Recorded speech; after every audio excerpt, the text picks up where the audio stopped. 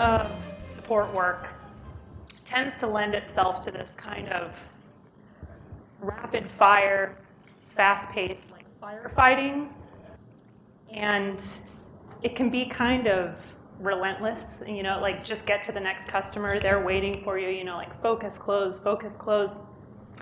And we can feel kind of guilty, like we're taking time away from helping customers, or like we're not being a team player by setting aside time for ourselves to think about our careers and where we're going and work on, making progress towards that.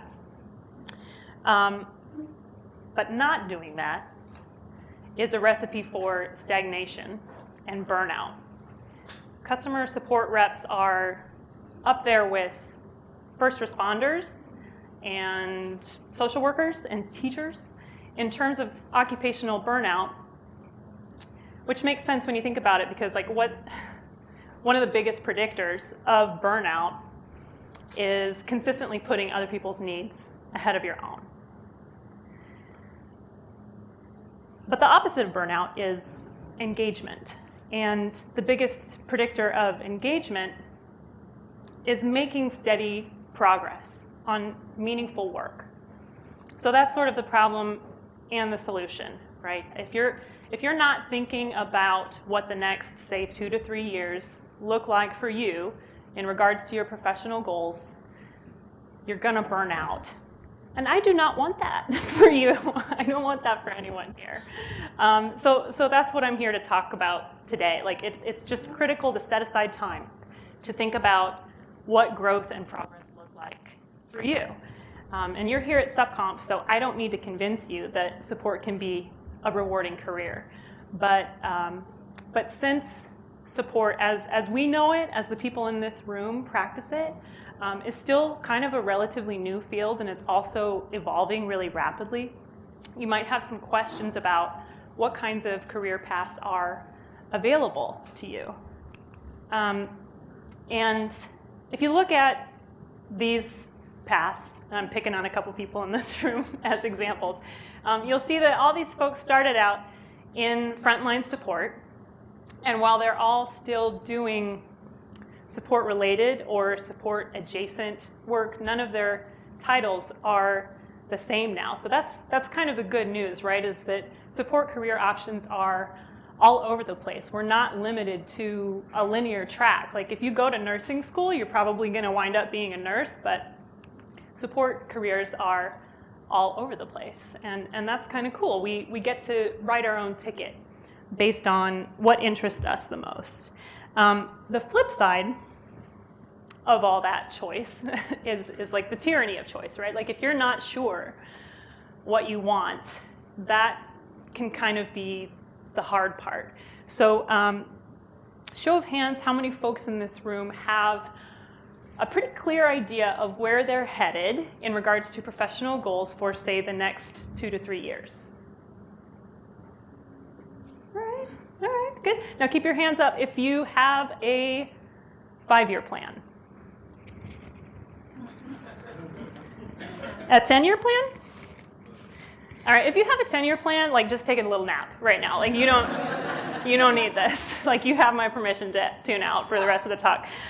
No, I'm not saying like you should or shouldn't have a 5 or 10-year plan. Like those things are great as long as you give yourself room to reforecast and adjust. But what I am saying is that it's okay, like it's necessary even, to set aside time on a regular basis to think about what your goals are and the steps you're going to need to take to achieve them. Put a recurring event on your calendar if that's what it takes. And here is my favorite super special magic trick that works like a charm. Write it down. Put it out there in the universe, as Oprah would say.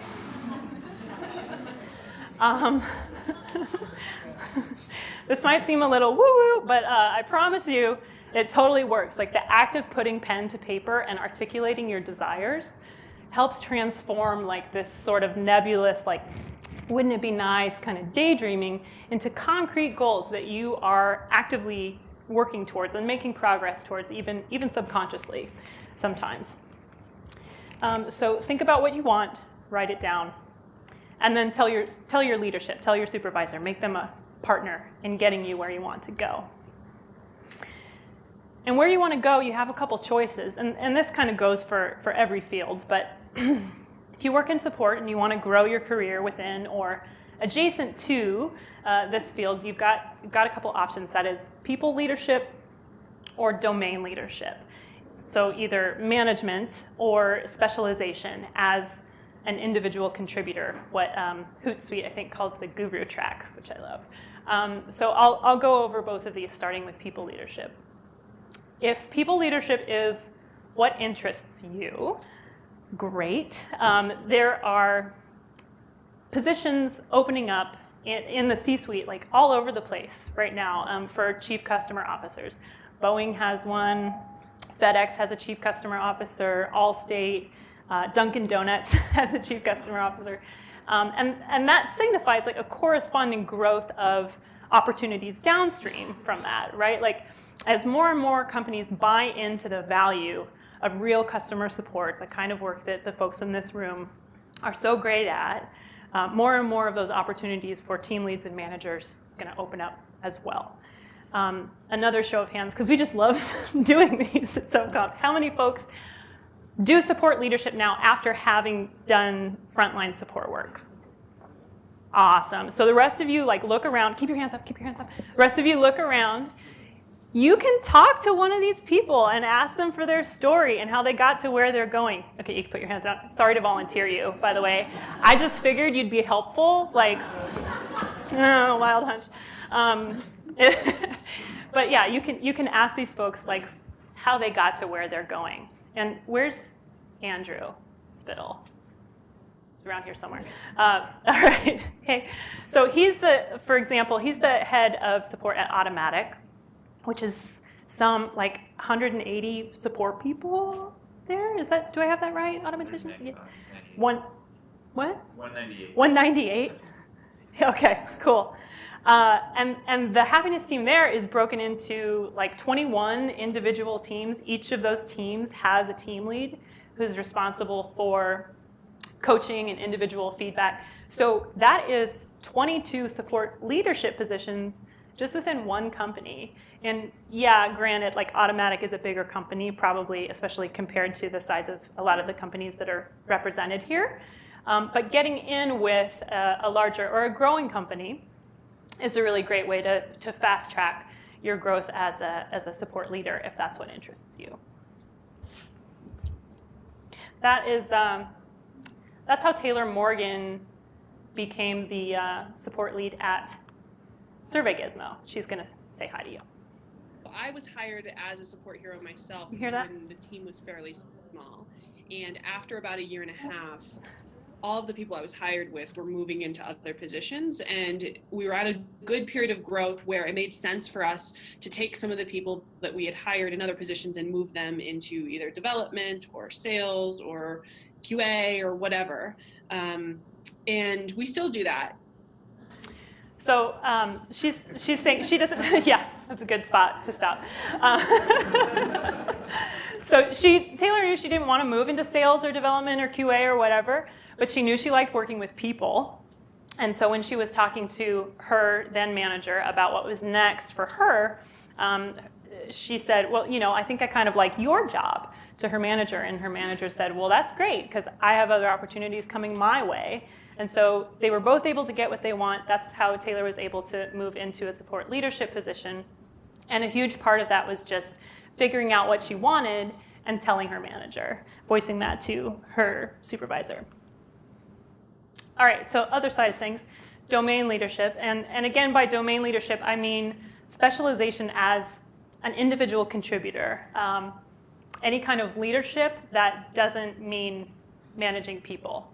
And I've heard people say like they feel like they need to move into management in order to really grow their support career. And I've heard people in this community ask like, well, how can I grow my career within support if that's not what I want to do? So here are a few ways to think about that. First, Think in terms of your resume. This advice comes from a guy named Sunit Bhatt. He's our Chief Growth Officer at Help Scout. And he says that when he's thinking about goal setting, he always tries to think in terms of what he hasn't done before. And I was talking to Sunit about a couple goal options for myself. I could either say, dive really deep into learning content marketing strategy, or I could lend a hand with editing and Help Scout's editorial calendar. And he said, well, have you done that before?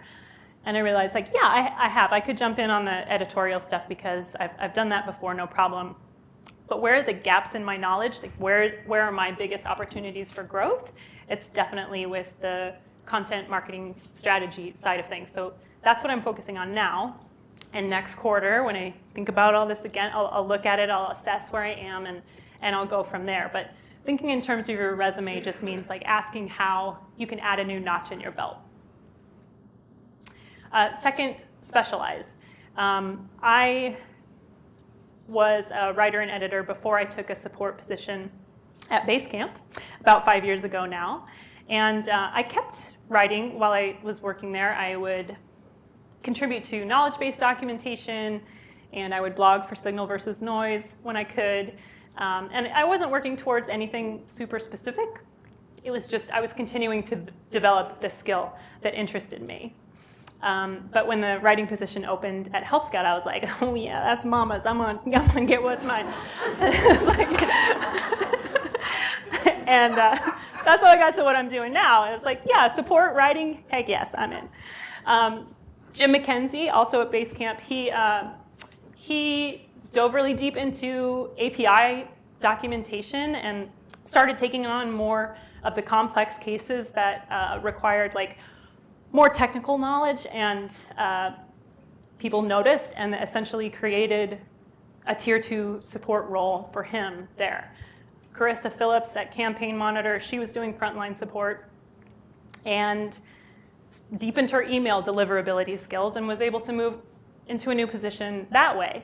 So I can't think of too many examples where someone got a new title or a raise or a new job position, whatever, without having done that, without taking it upon themselves, taking the initiative to deepen their skills and make themselves more valuable, like just learning something that was important to the company. Third, consider training and mentoring. If you love support, but you're also kind of a teacher at heart, there are tons of opportunities out there for you. Lots of companies have full-time training roles. Just, I think MailChimp does this. Yes, MailChimp folks. People whose entire role it is to get new hires up to speed, contributing quickly, understanding the culture. And that work doesn't have to be done by a manager. And then finally, build a profile. This piece might be particularly relevant to folks who feel like they might have to move jobs, move to a new company to really grow. But you know a ton of stuff. Start sharing it, a blog or a newsletter, even a really good Twitter presence or contributions in the support-driven community. And there are tons of examples of people who are already doing this in this community. So if you need some inspiration as to how to build a personal brand, there's a lot of that around you. I want to be really clear. Like I'm not suggesting that the ultimate goal is to move out of support. It's not like, we all know that. We are convinced that you can absolutely build a fulfilling career within support.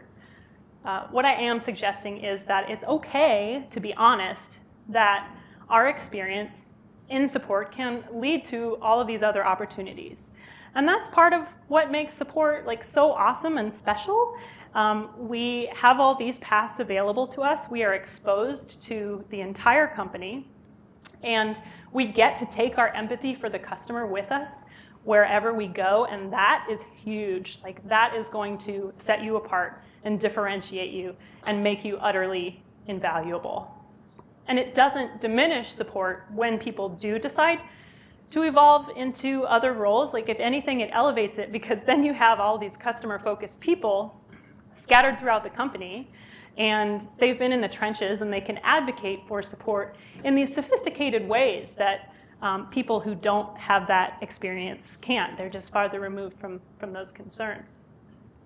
So what it comes down to is whether you build your career within support or your path evolves outside of it, the important thing is to make the most of your time while you're in support. And that way, whatever happens, whatever comes next for you, you won't have stagnated.